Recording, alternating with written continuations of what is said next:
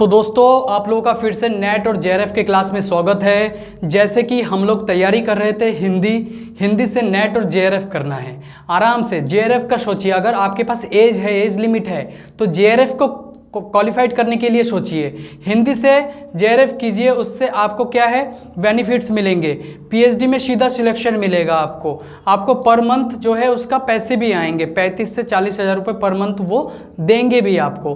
तो जेआरएफ की तैयारी कीजिए, आप लोग नेट की तैयारी कीजिए, जिससे आपको जो है पीएचडी करने में कोई तकलीफ नहीं होगी। और मैं पूरी कोशिश करूंगा कि आप लोग को नेट में कोई भी क्वेश्चन है सॉल्व कराने का कोशिश करूंगा, जो इम्पोर्टेंट है, जो आ सकता है नेट में, वो मैं आपको पढ़ाऊंगा।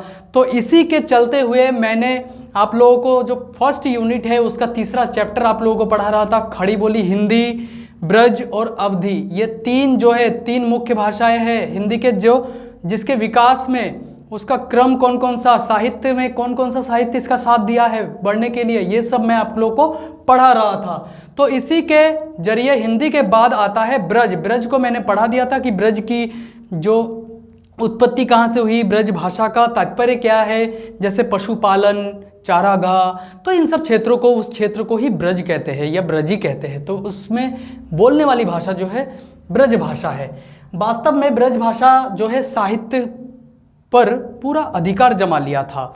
अधिकतर साहित्य जो है ब्रज भाषा में ही लिखी गई थी, चाहे कोई भी चंद्र बरदाई का जो पृथ्वीराज रासो है या कोई भी साहित्य हो, उसमें ब्रज भाषा का ही सबसे ज़्यादा योगदान रहा है। तो हम पढ़ेंगे आज स्टार्टिंग से कि किस तरीके से किसने ब्रज में सहयोग किया है। पहले आता है गुरु नानक देव का नाम।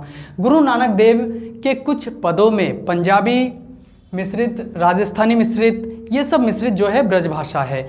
तो ब्रज भाषा का प्रयोग इन्होंने किया है, शुद्ध ब्रज भाषा भी है। और दूसरा जो है संत रैदास का नाम आता है। संत रैदास की वाणी में ब्रज भाषा के कई सारे शब्द मिलते हैं, जैसे चराबो, पाबो, बिसरयो आदि शब्द ऐसे जो है ब्रज भाषा से लिया गया है। ब्रज भाषा सबसे मीठी भाषा है और काव्य की दृष्टि से लयात्मक भाषा है, जिसके कारण से अधिकतम कवि जो है ब्रज भाषा को अपने काव्य का माध्यम बनाया था। नेक्स्ट है मीराबाई। मीराबाई को आज कौन नहीं जानता।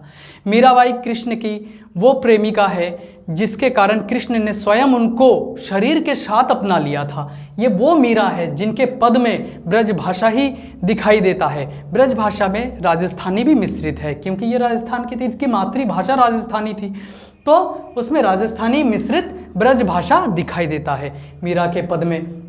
दूसरा पॉइंट क्या है कि संगीत की दृष्टि से ब्रज भाषा को आगे बढ़ाया किसने?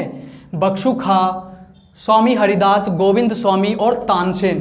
तानसेन का नाम कौन नहीं जानता। तानसेन गाना जो है, उनका राग सुनते ही जब भी वो गाते थे तो वर्षा होने लगती थी, तूफान, आंधी तूफान सब कुछ आ जाते थे, तो वो तानसेन है ये।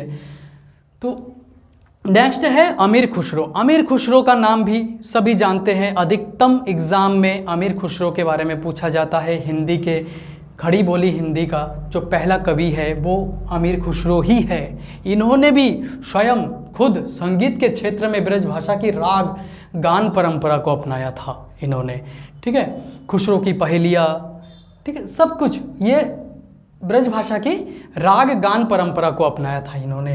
नेक्स्ट है महाराव लखपति सिंह। इन्होंने 1749 में भुज कच्छ में केवल ब्रज भाषा सिखाने के लिए एक पाठशाला जो है उन्होंने खोला था।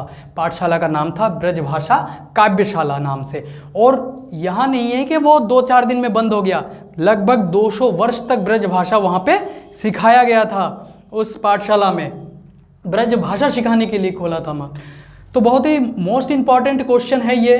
महाराव लखपति सिंह 1749 जो भुज कच्छ है वहाँ पे विद्यालय खोला था काव्यशाला नाम से, ब्रज भाषा काव्यशाला नाम से, ब्रज भाषा सिखाने के लिए। नेक्स्ट पॉइंट है मध्यकालीन ब्रज भाषा सूरदास। देखो मध्यकालीन जो होता है ना, मध्यकाल, हिंदी के मध्यकाल, मध्यकाल को भी 2 भागों में बांटा गया है, पूर्व मध्यकाल और उत्तर मध्यकाल। तो पूर्वी मध्यकाल में भक्तिकाल कहते हैं, और वो मध्यकाल जो है ब्रज भाषा, चाहे पूर्वी हो या उत्तरी हो, ब्रज भाषा का ही अधिकार था उसमें। और पूर्वी में तो कहना ही क्या, साहित्यिक ब्रज भाषा का प्रयोग किया है। किसने किया है? सूरदास, नंददास, नरोत्तम दास, नाभादास, केशव दास, रस खान, बिहारी, सेनापति, भूषण देव, घनानंद, ठीक है। कई सारे ऐसे कवि हैं जिन्होंने ब्रज भाषा को इतना आगे बढ़ाया कि हिंदी भाषा, दूसरी भाषा जो भी है वो उनके सामने एकदम फीकी पड़ने लगी, क्योंकि ब्रज भाषा को सर्वाधिक साहित्य में महत्व दिया इन लोगों ने। सूरदास का तो कहना ही क्या है, ब्रज पर जो अधिकार सूरदास का है वो किसी अन्यत्र कहीं और नहीं दिखेगा आप लोगों को। तो ऐसे ही मैं बताऊंगा कि सूरदास के किस किस रचना में कैसे कैसे ब्रज भाषा का प्रयोग किया गया है, आगे कौन से कवि ने क्या क्या कहा है।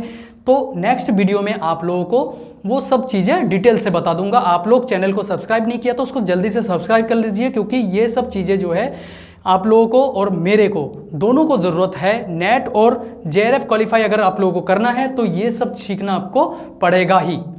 तो तब तक के लिए धन्यवाद, नमस्कार।